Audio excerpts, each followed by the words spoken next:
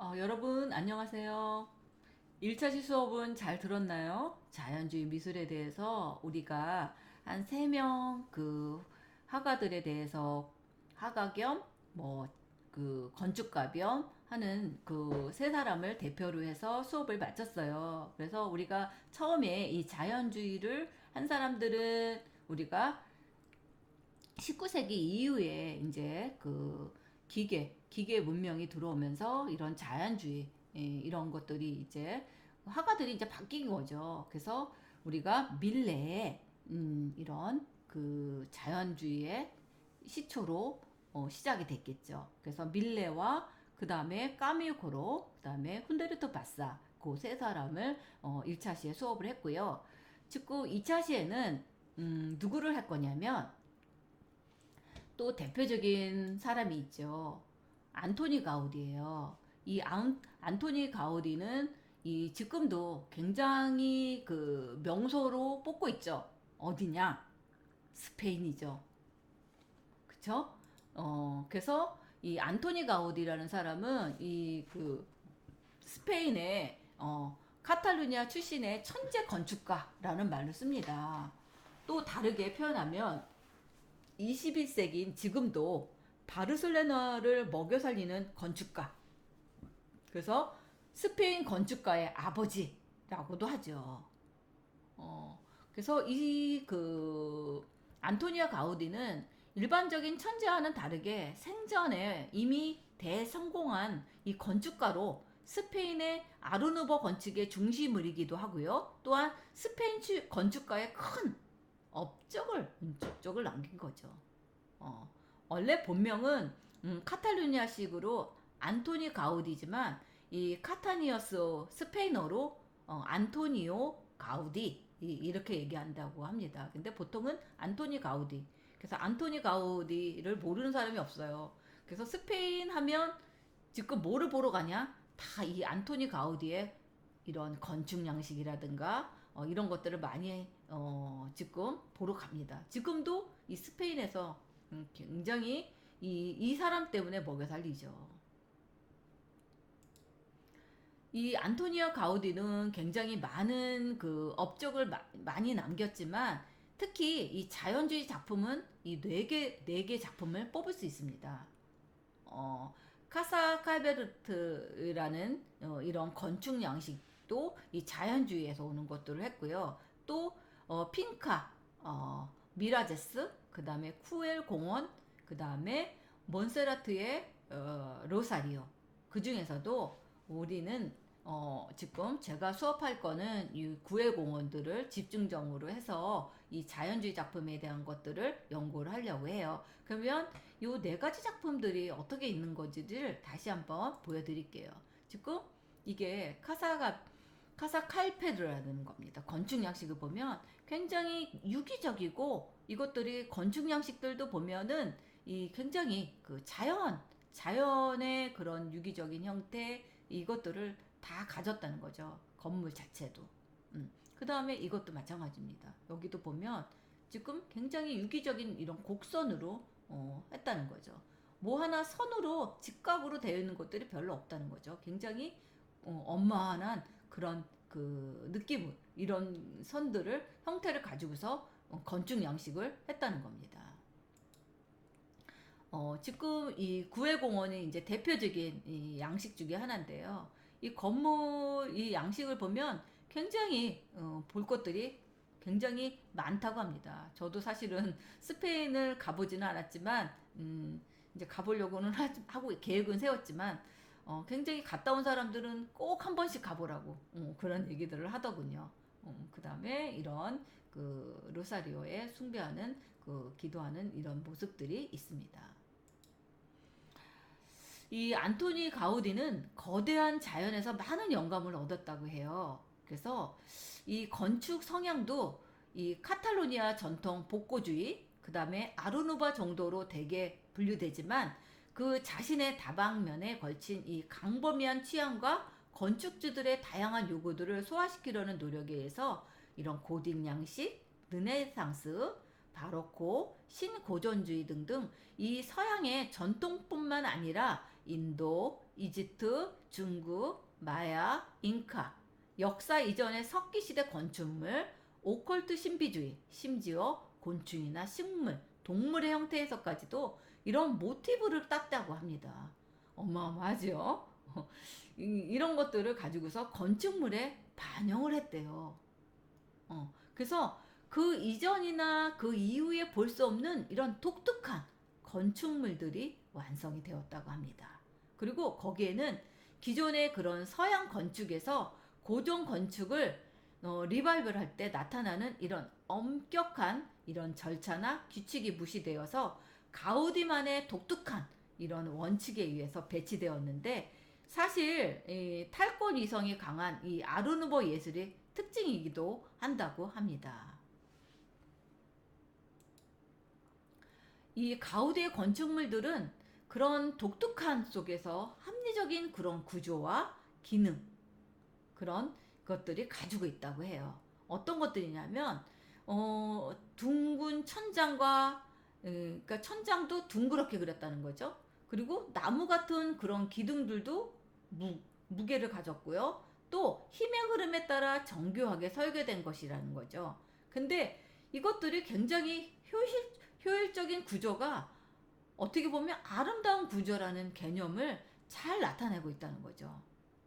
근데 대부분 보면 우리가 천장이나 뭐 나무 기둥 보면 그렇게까지 생각을 안 하고 그냥 그 정면적인, 건축가들은 그냥 선적인 것들을 많이 했다면 이 그 안토니 가우디는 다 이것들을 둥글둥글하게 자연의 그런 유기적인 형태를 가지고서 건축 양식을 했다는 게 특징이라는 것을 알 수 있겠죠. 또 이런 채광이나 환기와 같은 이런 건축물의 기능 역시 굉장히 충실하게 설계되었다는 점이 대단하다는 거죠.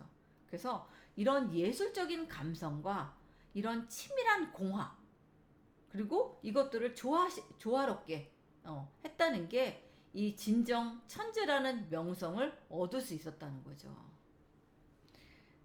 특히 뭐냐면 이 단순히 이 설계만 하는 것이 아니라 실무에서도요, 직접 이 미장공이나 타일공을 섭외하고 부르는 등 자신의 건축물이 지어지는 일련의 그 과정에 세심하게 신경을 많이 쓰는 그런 건축가로도 유명했다고 합니다.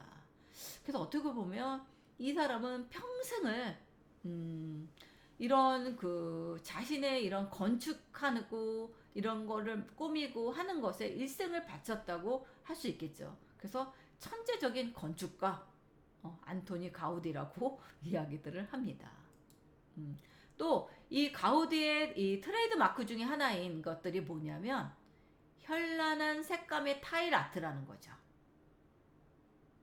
그게 독창적인 발상이라기보다는 이 조세프 마리아 주졸 이 지베르트라는 사람이 협업해서 만든 결과물이라고 합니다. 그래서 이 조세프 마리아라는 이 사람이 이 모자이크를 아주 잘 만들었나 봐요. 그래서 이 가우디 본인은 색을 배합하는 능력이 그렇게 좋지는 않았다고 합니다. 건축가들이 대부분 보면 이 색의 감각이 좀 떨어지기는 해요. 그래서 실제로 그와 같이 하지 않은 그 가우디 작품에는 이런 타일 장식이 많지는 않다고 해요. 그래서 이 조세프 마리아 주졸은 단순히 이런 가우디의 제자가 아닌 독립된 건축가로 인정받기를 원했는데요. 이 성가족 대성당, 이 큰 프로젝트를 끝내지 못했다고 합니다. 이 대공황에 따른 이런 건축 경기 불황 탓에 1930년에 마지막으로 교회나 주택 같은 이런 자잘한 건물 보수만 하다가 세상을 뜨고 말았다고 합니다. 그래서 어떻게 보면 이 조세프 마리아 주졸이라는 사람은 이런 그 타일 장식의 대가가 아닌가. 근데 빚을 받지 못했죠. 하지만 이런 가우디하고 작품을 하면서 엄청난 이런 장식을 만들어서 이런 건축 양식에 했다고 합니다. 이 아우디 안토니오 가우디의 작품들 중에는 이렇게 유네스코 세계 문화유산에 등재된 것이 현재까지 7작품이나 된다고 해요. 어마어마하죠. 유네스코 세계문화유산 작품에 들 정도면 이 뭐 비센스 주택, 구엘 저택, 구엘 공장 단지, 뭐 구엘 공원, 카사바티오 빌라 주택, 성가족 성당 뭐 이렇게 이게 유네스코 세계문화유산에 등재되었다고 할 정도로 어마어마한 이런 그 건축 작품을 만든 겁니다. 이 그중에서 이 구엘저택, 밀라주택, 성가족 성당은 각 시대를 대표하는 작품으로 꼽을 수 있고요. 바르셀로나에 있는 이 성가족 성당은 아직도 건축 중에 있다고 합니다. 뭐 이게 뭐 한 120년 전, 앞으로도 지으려면 뭐 몇백 년이 더 걸린다고 합니다. 진행 중이래요, 아직도. 가우디 평생의 후원자이자 깊은 우정은 그 이 사람을 만든 친구는 이 구엘의 의뢰로 이 구엘 공원을 디자인해 달라는 의뢰를 받습니다. 1900년 그 정도에. 그래서 이 구엘 공원이라는 것들이 생겨나게 돼요. 이름을 따서 만든 겁니다. 이 사람은 구엘은 영국식 전원 도시를 본따서 구상해 줄 것을 원했고, 구엘 공원이 완공이 되면 그 바르셀로나의 유명 관광지가 됨을 벌써 알았다는 거죠. 그래서 이게 카탈루냐 사람들의 모임이나 축제 중심이 될 이런 장소가 될 것이라고 예상을 한 거죠, 벌써. 그래서 이 구엘이라는 사람이 이 가우디한테 이렇게 의뢰를 했다고 합니다. 그래서 이 그 구엘이라는 사람이 굉장히 부자였나 봐요. 그래서 이 이름을 마음 놓고 이 안토니 가우디가 원하는 대로 지원을 아낌없이 해줬다고 합니다. 그래서 이 막대한 이 건설비, 투자금, 이 당초 계획했던 60개의 집 중 어떻게 됐다? 2개밖에 못 지었대요. 왜? 구엘이 파산해서 사망을 했다고 합니다. 그리고 이 건설비를 감당하기 어려웠던 이 상속작들이 이 공원을 기부하게 되었고, 그래서 이 시립공원이 문을 열게 되었다고 합니다. 그래서 이 구엘 공원은 이 예술적인 기념물로 인정되고 유네스코 세계문화유산으로 등록되었다고 합니다. 그러면 이 구엘 공원을 한번 감상을 해볼까요? 지금부터. 이 구엘이라는 이름을 아까 제가 얘기했죠. 이 구엘이라는 사람의 이름을 따서 이렇게 공원, 집과 공원을 만들었습니다. 1890년에 지어진 이 구엘 저택은 도자기, 대리석, 타일, 여러 가지 재료를 이용해서 지었는데요. 굉장히 독특한 형태를 가지고 왔다고 해요. 그리고 또 20개의 이런 20개의 이런 굴뚝 같은 이런 용 문양을 가지고서 했는데, 이것들이 다 곡선으로 뭐 하나 다 이렇게 직선이 된 게 없어요. 다 곡선을 활용한 독특한 건물의 형상이 이색적인 아름다움을 준다고 합니다. 이게 구엘 공원입니다. 굉장히 좀 독특하죠.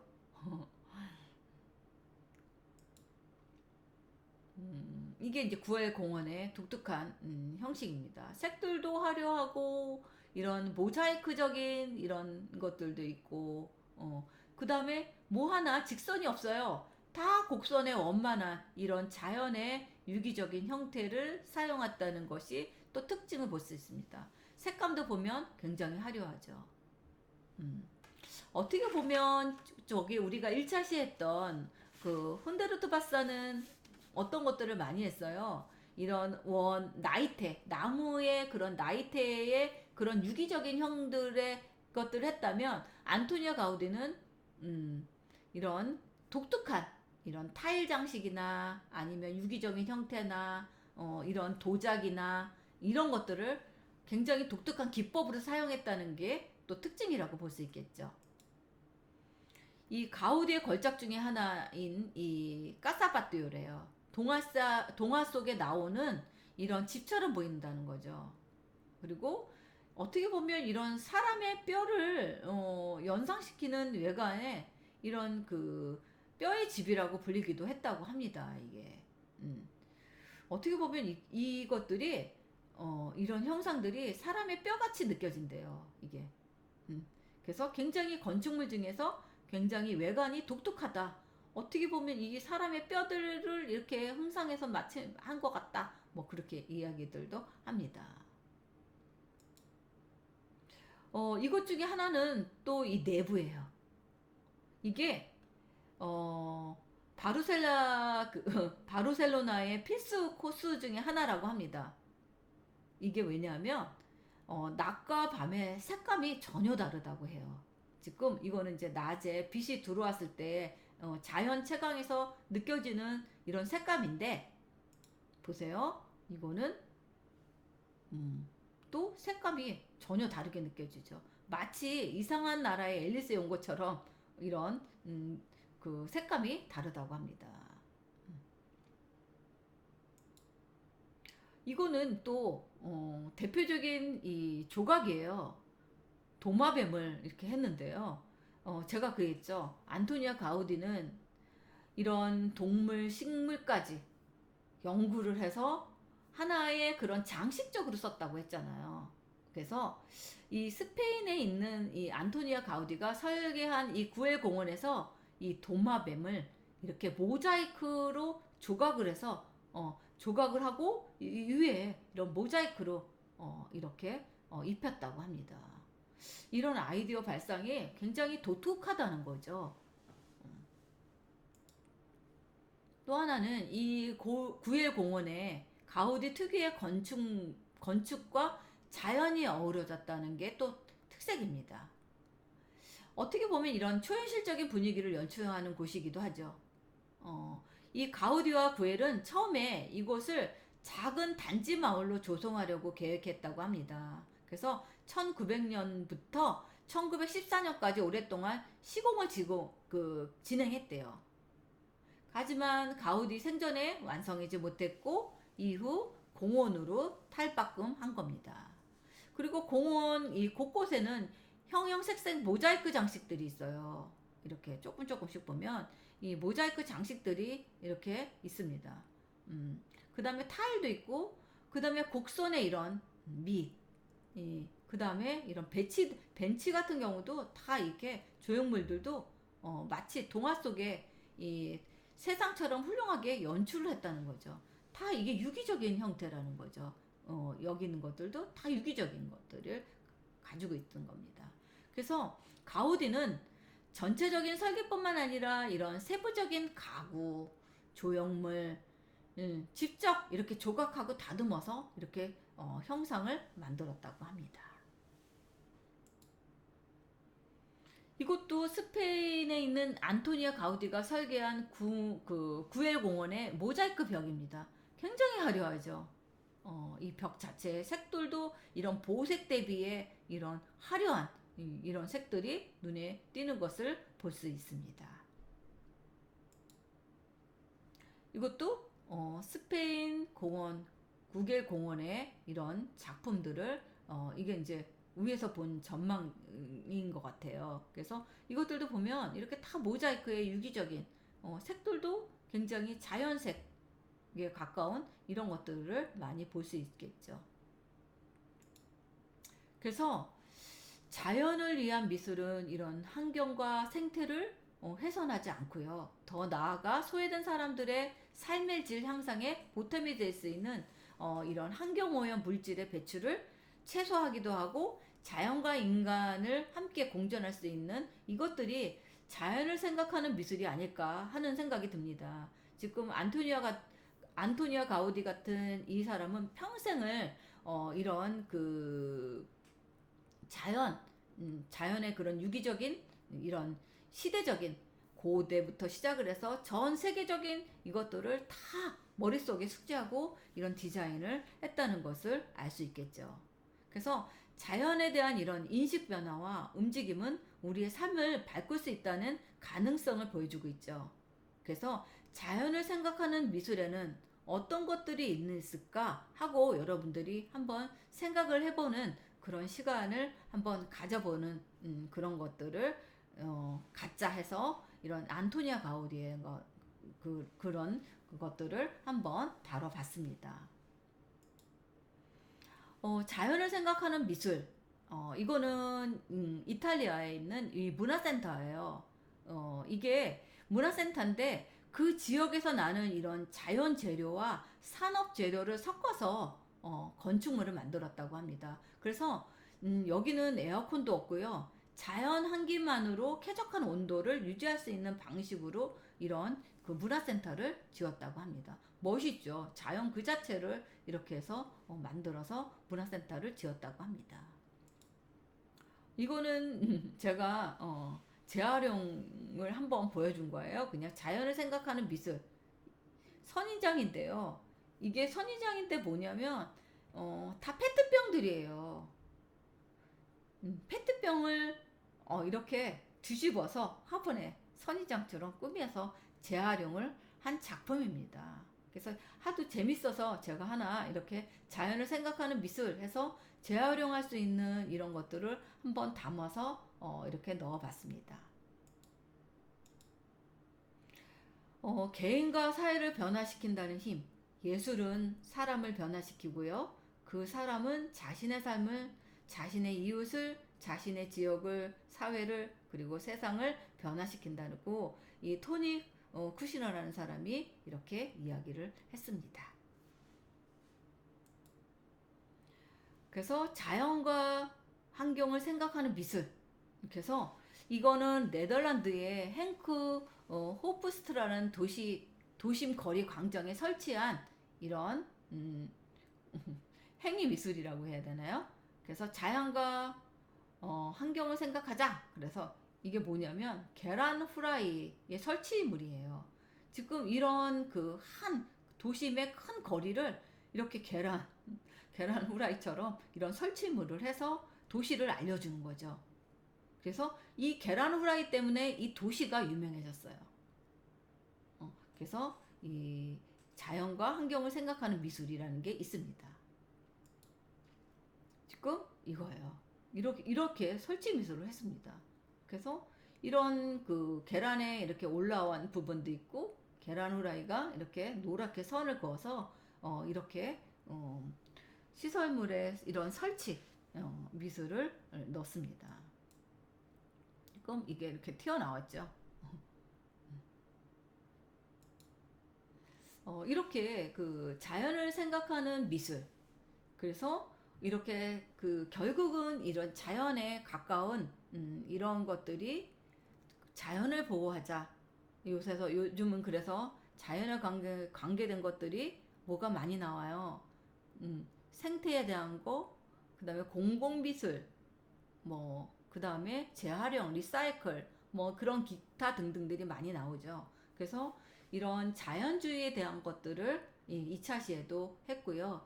지금 제가 2차 시에서 지금 안토니아 가우디를 다뤄준 거는 그만큼 전 세계적으로 유명한 이런 자연의 그런 유기적인 형태로 건축 양식을 했다는 게 또 굉장히 그 천재적인 건축가다. 현대에 들어서 나오고 있습니다. 그래서 지금 2차 시에는 이런 안토니 가우디의 이런 색감이라든가 건축 양식에 대해서 공부를 해봤습니다.